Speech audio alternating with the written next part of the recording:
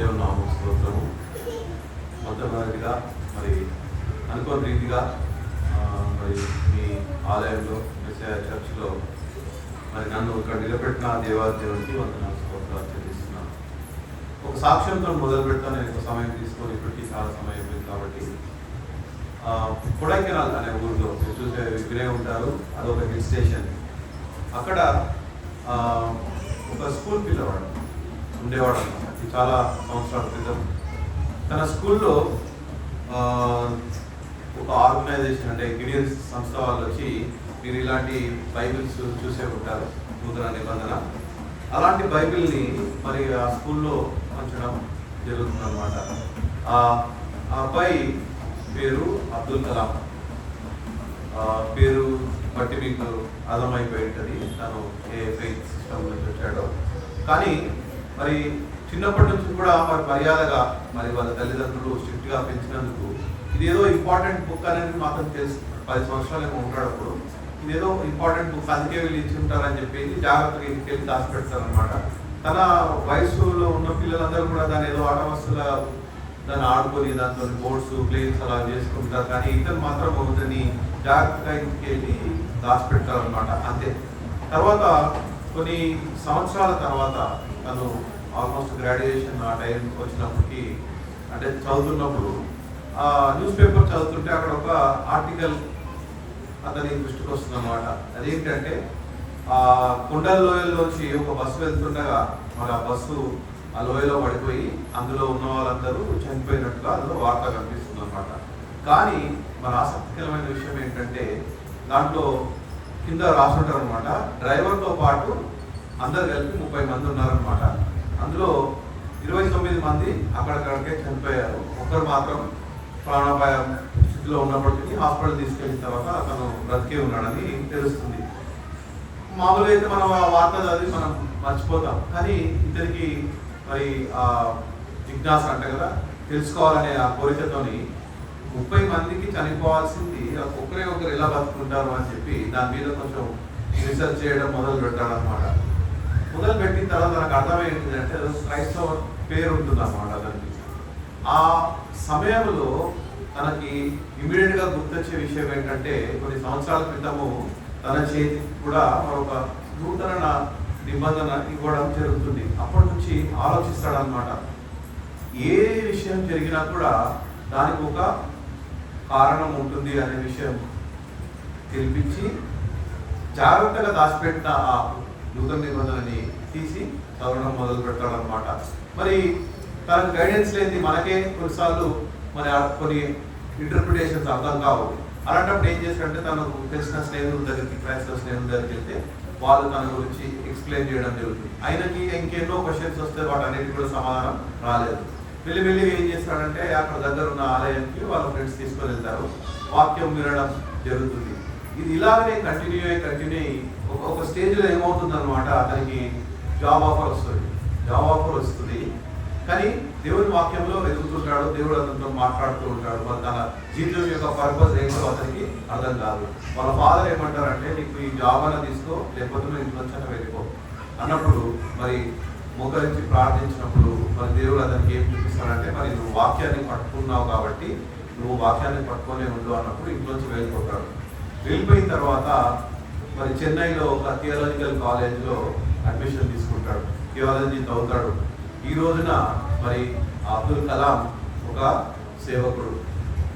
మరి ఆ ఒక్క చిన్న బైబిల్ ఎవరైతే అందజేశారో ఆ బైబిల్ తన జీవితాన్ని మార్చడమే కాకుండా ఇతరులను కూడా దేవుని దగ్గరికి రావడానికి దోహదపడాలన్నమాట.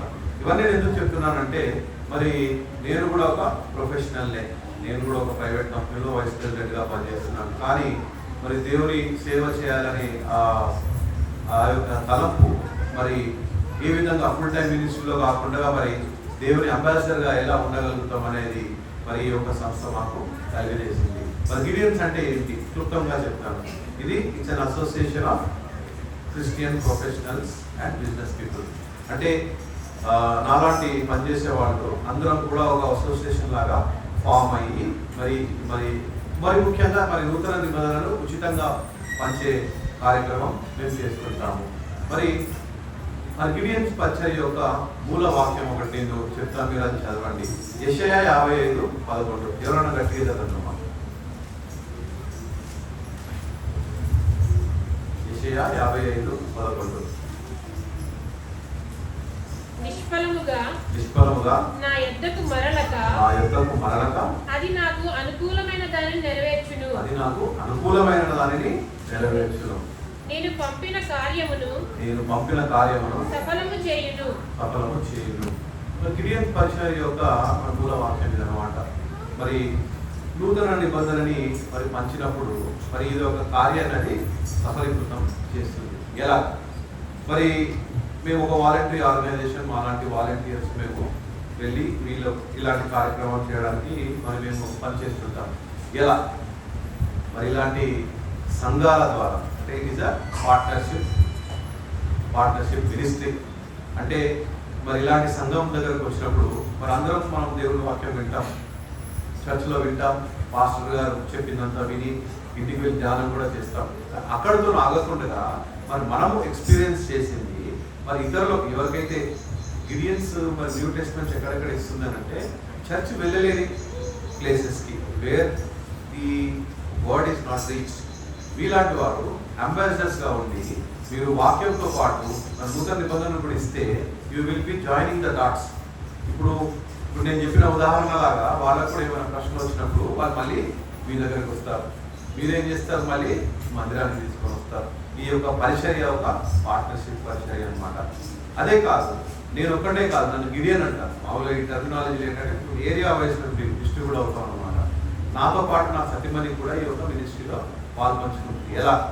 మేము మరి ఫీల్డ్ మీద ఇలా మేము తిరిగినప్పుడు మోకాల మీద ఉండి మా కొరకు ప్రార్థన చేస్తాం అన్నమాట. అయితే మరి ఈ గిడియన్స్ యొక్క సంస్థ ఈ ప్రచురణ చేస్తుంది. ఎన్ని భాషల్లో చేస్తుంది అంటే దాదాపు ఇది 100 years బ్యాక్, అంటే 100 సంవత్సరాల క్రితము స్థాపించబడిన సంస్థ అన్నమాట. ఇది కూడా ఒక దేవుడు ఇచ్చిన ఒక చిన్న ఒక అవకాశంతోనే వచ్చిందన్నమాట. ఇద్దరు సహోదరులు 100 years బ్యాక్ ఒక హోటల్ బిజినెస్ పరంగా వెళ్ళి అంత పని అన్ని పూర్తి చేసుకొని వచ్చిన తర్వాత హోటల్ రూమ్లో సేద తీసుకున్నప్పుడు వాళ్ళకి ఏం చేయాలో అర్థం కాదు. మామూలుగా మనం టూరింగ్ చేసినప్పుడు మరి అలసిపోయి వచ్చిన తర్వాత హోటల్కి చేరిన తర్వాత మనం ఎన్నో వ్యసనాలకు అలవాటు పడతాం. వారిద్దరికి మరి దేవుడు ఒక తలంపిస్తాడు అనమాట. హోటల్ రూమ్స్లో మరి నూతన నిబంధన పెడితే ఎలా ఉంటుంది అనే తలంపు వాళ్ళకి అప్పుడు వచ్చింది అనమాట.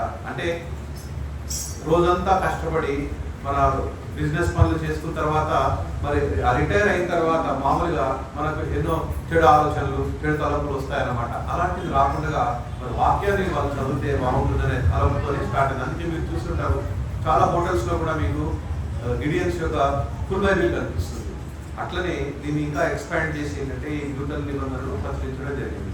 దాదాపు 200 దేశాలు పై పిలుపు దేశాలలో మరి గిడియన్స్ యొక్క సంస్థ పనిచేస్తుంది అనమాట. ఇండియాలో కూడా, అంటే భారతదేశంలో కూడా మా యొక్క కాంట్రిబ్యూషన్ చాలా ఉంది. దాదాపు 2 కోట్ల నూతన నిబంధనను 2 years బ్యాక్ పంచడం జరిగింది. అది స్టాటిస్టిక్స్. అయితే ఇది ఎలా చేయగలరు? 3 P's ఉన్నాయన్నమాట. P అంటే అక్షరం, మొదటిది ప్రార్థన. మరి ఇప్పుడు నేను గిడియన్స్ తరఫు నుంచి ఇక్కడికి రావడానికి బలమైన కారణం ఏంటంటే మరి ఈ యొక్క పరిచయం పాస్టర్ గారు చెప్పారు. మరి ఈ మధ్యకాలంలో దేవుని యొక్క వాక్యం చెప్పాలన్నా పంచాలన్నా ఎంత కష్టమైనదో, కాబట్టి వీటన్నిటికి కూడా మీ యొక్క ప్రార్థనలు అవసరం. సంఘంగా, అదేవిధంగా మీ యొక్క కుటుంబాల్లో, అదే మీ వ్యక్తిగతంగా కూడా మరి యొక్క పరిచయం కోసం ప్రార్థన చేయండి. రెండవ P ఏంటంటే పార్టిసిపేట్. అంటే మీరు పాల్పంచుకోవచ్చు. ఎలా పాల్పంచుకోవచ్చు అంటే ఇప్పుడు మీ యొక్క నైబర్హుడ్లో మీకు ఈ వాక్యం పంచాలని ఉన్నదనుకోండి, మీరు మా మెంబర్షిప్ తీసుకోవచ్చు. అది పెద్ద ఖర్చుతో కూడింది. ఇంకా దానికి డీటెయిల్స్ కావాలంటే నన్ను సంప్రదించి నా నెంబర్ మాస్టర్ గారి దగ్గర ఉంది. అది పార్టిసిపేట్. మూడోది అతి ముఖ్యమైనది ఏంటంటే ప్రొవైడ్.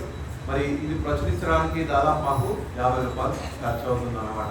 అయితే మా యొక్క మెంబర్షిప్స్ ఏదైతే ఉన్నాయో మా అడ్మినిస్ట్రేటివ్, ఇప్పుడు ఒక ఆర్గనైజేషన్ నడపాలి, ఇన్ని లక్షల కోట్లలో ప్రచురించాలంటే డబ్బు అవసరం ఉంటుంది. కాబట్టి మరి మీకేమన్నా భారం కలిగి దేవుడి యొక్క భారం కలిగిస్తే ఒక బైబిల్ని కూడా మీరు స్పాన్సర్ చేయగలరు. మా దగ్గర కొంతమంది పిల్లలు వాళ్ళు విని కూడా కొంతమంది వాళ్ళ పాకెట్ మనీలోంచి, కిడ్నీ బ్యాంక్లోంచి 2 బైబిల్స్, వాళ్ళు మ్యాథమెటిక్స్లో చాలా ఫాస్ట్ ఉంటారు.